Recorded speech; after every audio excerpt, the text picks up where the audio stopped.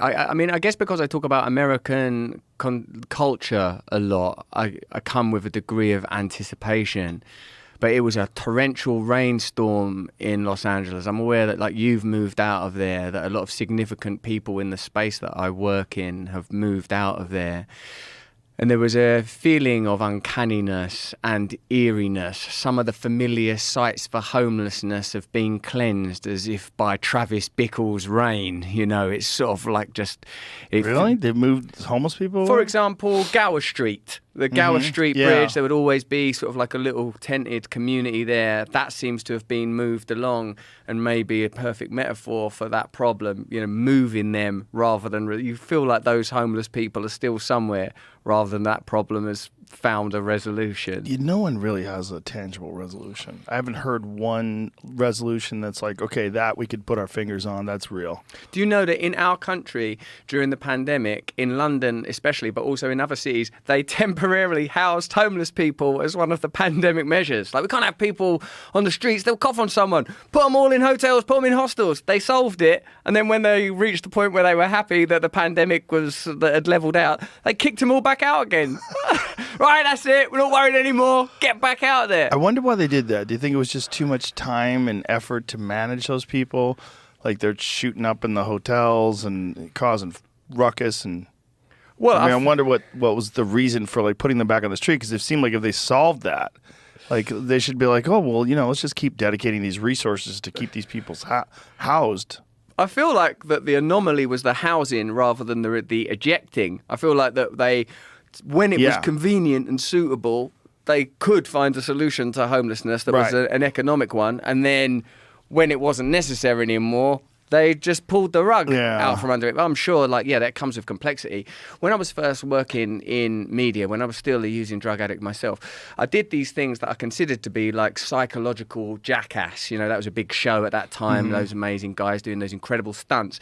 And I was like, well, what if you did the psychological version of that? So I had like a boxing match with my dad. I had a homeless guy move in my house. I seduced an octogenarian lady. I jerked off a man in a toilet. All of these things were the periphery of my limits as a drug-using young man, just trying to make my way in media.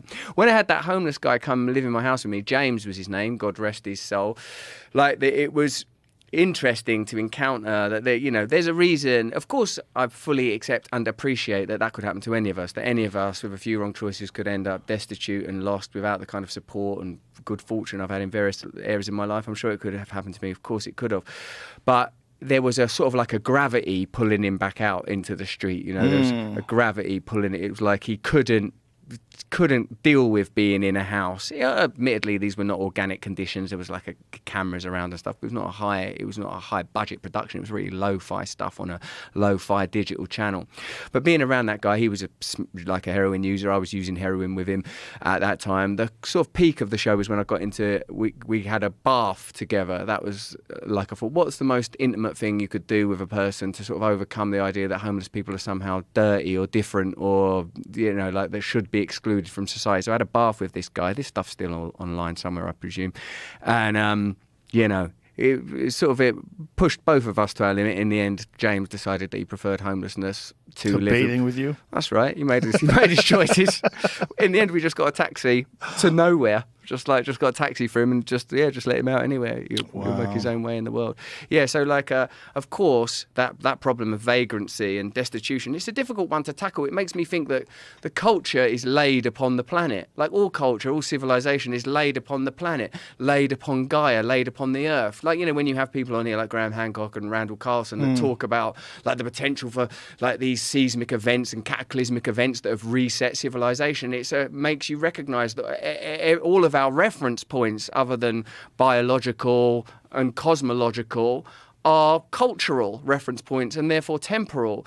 And so a person living in a tent in the street is in a sense living a hunter-gatherer lifestyle in contemporary America, or living a post-apocalyptic lifestyle in contemporary America. It makes me think sometimes, Joe, maybe the apocalypse is not a forthcoming event. Maybe the apocalypse has already happened. Maybe we're living in the sort of already its gentle threads are encroaching upon apparent civilization. When you're in comfortable defined and designed spaces, you feel like everything's okay. The end of the world is impossible. And it just seems like entertainment when you hear about nuclear treaties being torn up, that it can't actually happen.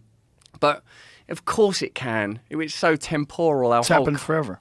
It's always happened. The people that it happened to then, they never saw it coming either. The way you're saying is very interesting, because I think the apocalypse is here on Earth. It's just not here, like right here in Austin. It's not like right here in the studio, but it's in the Congo. Yeah. Like if you go to a cobalt mine in the Congo and you see a 19-year-old woman with a baby on her back mining for cobalt and inhaling toxic fumes, you're like, okay, well that's the apocalypse. Yeah. They have no electricity, they have no clean water, they make very, very little money, and they work all day, and they work for a company that puts cobalt into lithium-ion batteries that are in everyone's smartphone. So the height of our technology is directly connected to what's essentially slave labor. And that's the apocalypse. I mean, that might as well be the apocalypse. That might as well be Mad Max. It might as well be. I mean, it's just as bad. It's just as horrific. There's a very beautiful bit of investigation. I saw that episode. Siddharth Kara, yeah. He wrote that. What is the book called? Cobalt Red. Yeah, it's all about cobalt mining in the Congo and his investigation that he did into it. It's very, very.